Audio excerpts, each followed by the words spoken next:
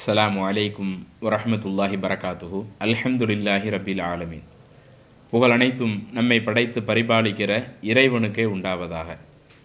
அன்பிற்குரிய அல்லாஹுவின் நல்லடியார்களே, தாய்மார்களே, சகோதர சகோதரிகளே, அல்லாஹுவின் அருளால் இறைவனுடைய அருள்வளம் இறங்கக்கூடிய ரமலான் மாதத்திலே சஹர் நேரத்தில் சஹர் நேர நிகழ்ச்சியாக நபிகளாரும் இறைவனும் கற்றுத்தரக்கூடிய துவாக்களை பற்றி தொடர்ச்சியாக நாம் பார்த்து வருகிறோம். அதில் இன்றைய தினம் வெளியூரிலோ அல்லது பயணத்திலோ நாம் தங்க வேண்டிய சூழல் ஏற்பட்டால் அந்த நேரத்தில் நாம் ஓத வேண்டிய பிரார்த்தனைகள் என்று சில பிரார்த்தனைகளை ரசூலுல்லாஹி ஸல்லல்லாஹு அலைஹி வஸல்லம் அவர்கள் கற்றுத்தருகிறார்கள். அந்த துவாவைத்தான் இன்றைய தினம் நாம் பார்க்கவிருக்கிறோம்.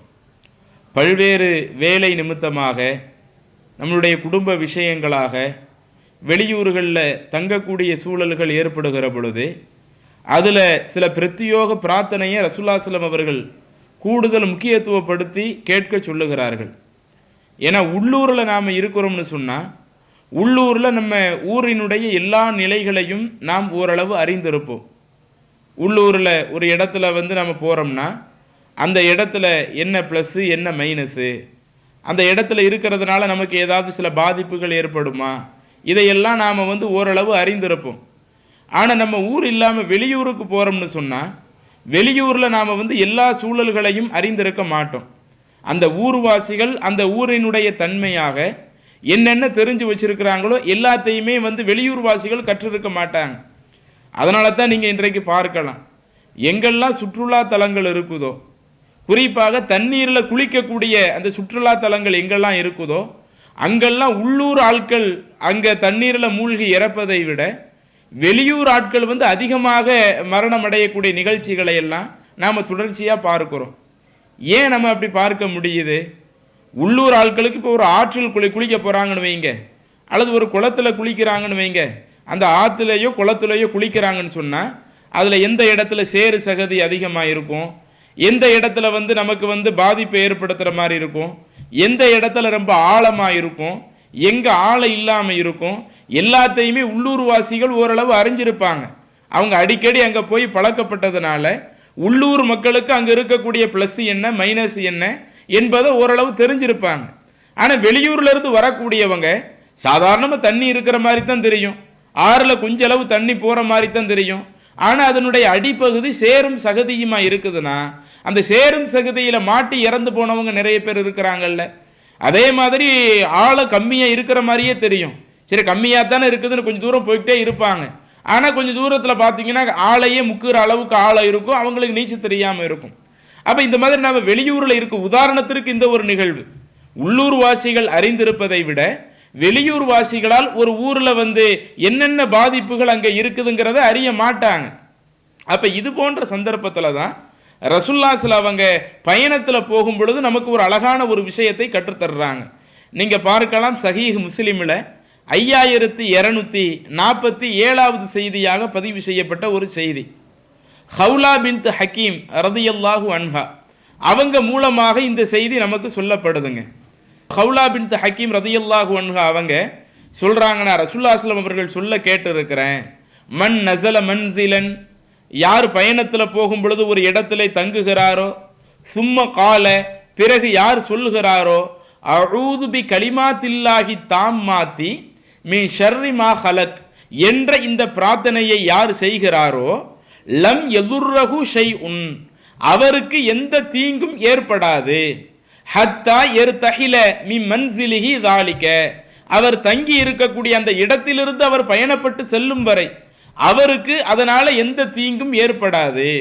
ஒரு டிராவலில் போகிறோம், போகக்கூடிய இடத்துல நாம் தங்குறோம், அப்படி தங்குறதுனால நமக்கு ஏதாவது ஒரு பாதிப்போ ஒரு நெருக்கடியோ ஏற்படும் என்று சொன்னால் அப்போ அதனுடைய பாதிப்பு நெருக்கடிகள் நாம் ஏற்படாமல் இருக்கிறதுக்கு ரசூலுல்லாஹி ஸல்லல்லாஹு அலைஹி வஸல்லம் அவங்க என்ன துவாவை கற்றுத்தர்றாங்க, அஊது பி கலிமாத்தில்லாஹி தாம்மாத்தி மின் ஷர்ரி மா ஹலக். இதனுடைய பொருள் என்ன, அர்த்தம் என்ன? அஊது, நான் பாதுகாப்பு தேடுகிறேன். ஒரு ஆள் இப்படி ஒரு இடத்துல தங்கி இந்த துவாவை செய்கிறாருன்னு வைங்க, வெளியூரில் தங்கி இந்த பிரார்த்தனை செய்கிறாருன்னு வைங்க, அவர் அல்லாஹ்விடத்திலே கோரிக்கை வைக்கிறார். என்ன கோரிக்கை வைக்கிறாரு? அஊது, இறைவா நான் பாதுகாப்பு தேடுகிறேன் பி கலிமாத்தில்லாஹி தாம்மாத்தி, பரிபூரணமான உன்னுடைய வார்த்தைகளை கொண்டு நான் பாதுகாப்பு தேடுகிறேன் மின் ஷர்ரி மா ஹலக், அந்த இறைவன் படைத்த அனைத்து தீங்கிலிருந்தும் பரிபூரணமான அந்த அல்லாஹ்வினுடைய வார்த்தையை கொண்டு நான் பாதுகாப்பு தேடுகிறேன். இந்த அளவுக்கு சொல்லி தர்றாங்க. அஊது நான் பாதுகாப்பு தேடுகிறேன் பி கலிமாத்தில்லாஹி தாம்மாத், பரிபூர்ணமான அல்லாஹ்வின் வார்த்தையை கொண்டு நான் பாதுகாப்பு தேடுகிறேன் மின் ஷர்ரி மா ஹலக், அந்த அல்லாஹ் படைத்திருக்கக்கூடிய அனைத்து தீங்குகளிலிருந்து, அது மனிதர்களால் ஏற்படக்கூடிய ஒரு தீங்கையும் அது உள்ளடக்கும், இதர ஜீவராசிகளால் ஏற்படக்கூடிய தீங்குகளையும் உள்ளடக்கும். மற்ற பிரச்சனைகள் நமக்கு நெருக்கடிகள் வருதில்லை, நாம் வெளியூரில் அங்கே இருக்கக்கூடிய சூழல்களை வச்சு சில நேரங்களில் நமக்கு அது தெரியாமல் சில பிரச்சனைகளில் மாட்டிக்கிடுறோம்ல, இது போன்று இறைவன் உருவாக்கி வைத்திருக்கக்கூடிய, இறைவனால் படைத்திருக்கக்கூடியவற்றினுடைய தீங்குகளிலிருந்து பரிபூரணமான அல்லாஹ்வினுடைய வார்த்தையை கொண்டு நான் பாதுகாப்பு தேடுகிறேன் என்கிற இந்த ஒரு பிரார்த்தனையை ஒருவர் சொல்வாரேயானால், அவர் அந்த தங்கக்கூடிய இடத்திலிருந்து மீண்டும் தன்னுடைய பயணத்தை துவக்கும் வரை அவருக்கு இந்த பிரார்த்தனை செய்வதனால எந்த தீங்கும் எந்த இடர்களும் ஏற்படாது அப்படின்னு ரசூலுல்லாஹி ஸல்லல்லாஹு அலைஹி வஸல்லம் சொல்லி காட்டுறாங்க. அப்ப அந்த அடிப்படையில் நாமும் பயணத்தில் ரெஸ்ட் எடுக்கிறதுக்காக ஒரு இடத்துல நிற்கிறோம், அல்லது ஒரு நாள் தங்குறதுக்காக ஒரு இடத்துல நிற்கிறோம், வெளியூர்ல தங்கக்கூடிய ஒரு வாய்ப்பு நமக்கு கிடைக்குது. அப்படி கிடைக்கும் பொழுது நாமும் இது போன்ற பிரார்த்தனைகளை செய்கிறோம் என்று சொன்னால் நம்மையும் அறியாம சில சிக்கல்கள்ல நாம மாட்டுவோமே, அங்க இருக்கக்கூடிய சூழலை அறியாம சில பிரச்சனைகள்ல மாட்டுவோமே, சில நெருக்கடிகள்ல நாம சிக்கி தவிப்போமே, அது போன்ற அந்த நெருக்கடிகளில் இருந்து இது போன்ற இந்த பிரார்த்தனைகள் நமக்கு ஒரு பாதுகாப்பு கேடயமா இருக்குது அப்படின்னு அல்லாஹ்வுடைய தூதர் சொல்லி தர்றாங்க. அந்த பிரார்த்தனையை மீண்டும் சொல்லி தர்றோம், நீங்களும் ஒரு முறை அப்படியே சொல்லி பாருங்க. அஊது பி கலிமாத்தில்லாஹி தாம்மாத்தி மின் ஷர்ரி மா ஹலக், அஊது பி கலிமாத்தில்லாஹி தாம்மாத்தி மின் ஷர்ரி மா ஹலக், அஊது பி கலிமாத்தில்லாஹி தாம்மாத்தி மின் ஷர்ரி மா ஹலக். அப்போ இது போன்ற இந்த பிரார்த்தனைகளை நாம் ஓதுறதன் மூலமாக நமக்கு தெரியாமல் ஒரு ஊரில் போய் தங்குறோம்னா அங்கு ஏற்படக்கூடிய அந்த சிரமங்களில் இருந்து நமக்கு இந்த பிரார்த்தனைகள் பாதுகாக்கக்கூடிய ஒரு விஷயமா இருக்குது. இன்னும் சில செய்திகள் எல்லாம் இது தொடர்பாகவே கூடுதலாகவே வருகிறது. அபூ ஹுரைரா அவங்க சொன்னதாக சில செய்திகள் எல்லாம் வருகிறது. அல்லாஹ்வின் தூதருடைய காலத்தில் ஒருவர் ஒரு பயணத்தில் இருப்பார். பயணத்தில் இருக்கும் பொழுது அவரை தேள் கடித்து விடும். தேள் கடித்த உடனே இந்த தகவல் ரசூலுல்லாஹி ஸல்லல்லாஹு அலைஹி வஸல்லம் அவங்களிடத்தில் எடுத்து சொல்லப்படும். அப்போ ரசூலுல்லாஹி ஸல்லல்லாஹு அலைஹி வஸல்லம் அவங்க சொல்லுவாங்க, இவர் அந்த மாலை நேரத்தில் பயணத்தில் அங்கே தங்குனார, அப்படி தங்கக்கூடிய நேரத்தில் அஊது பி கலிமாத்தில்லாஹி தாம்மாத்தி மின் ஷர்ரி மா ஹலக், இறைவன் படைத்திருக்கக்கூடியவற்றினுடைய அந்த தீங்குகளில் இருந்து பரிபூரணமான அல்லாஹ்வினுடைய வார்த்தையை கொண்டு நான் பாதுகாப்பு தேடுறேன் என்கிற இந்த துவாவை அவர் சொல்லியிருக்கலாமே. இந்த துவாவை அவர் அந்த தங்குறதுக்கு முன்னாடி இந்த மாலை நேரத்திலேயே சொல்வாரேயானால், அவர் அந்த மாலை நேரத்தில் பயணத்தில் போகும் பொழுது அந்த மாலை நேரத்தில் தான் தங்கி ஓய்வு எடுக்கிறாங்க. அப்படி ஓய்வு எடுக்கக்கூடிய நேரத்தில் தான் அவருக்கு தேள் கடிக்கிறது.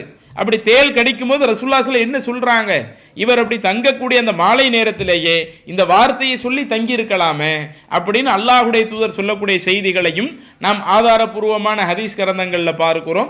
அப்போ இது போன்ற அந்த ஹதீஸுகளை நாம் நம்மளுடைய வாழ்க்கையில் நடைமுறைப்படுத்தி நாம் உள்ளூரை விட்டு வெளியூருக்கு போகும் பொழுது பயணத்திலேயே ரெஸ்ட் எடுக்கக்கூடிய ஒரு சூழல் ஏற்பட்டாலும் அல்லது அங்கேயே ஓரிரு நாட்கள் தங்கக்கூடிய இது போன்ற சில நாட்கள் அங்கேயே நாம் இருக்கக்கூடிய ஒரு சூழல் ஏற்பட்டாலும் அது போன்ற நேரங்களில் இந்த பிரார்த்தனைகளை நாம் சொல்லிக் கொண்டால் நமக்கு அந்த பயணத்தில் வெளியூரில் நம்மையும் அறியாமல் சில சிக்கல்களில் மாட்டுவதிலிருந்து இந்த பிரார்த்தனைகள் அதற்கு ஒரு சிறந்த ஒரு பாதுகாப்பாக இருக்கும். இந்த பிரார்த்தனைகளை அதிகம் அதிகம் சொல்லிக் கொள்ள வேண்டும். அல்லாஹு அக்பர், அல்லாஹு அக்பர்.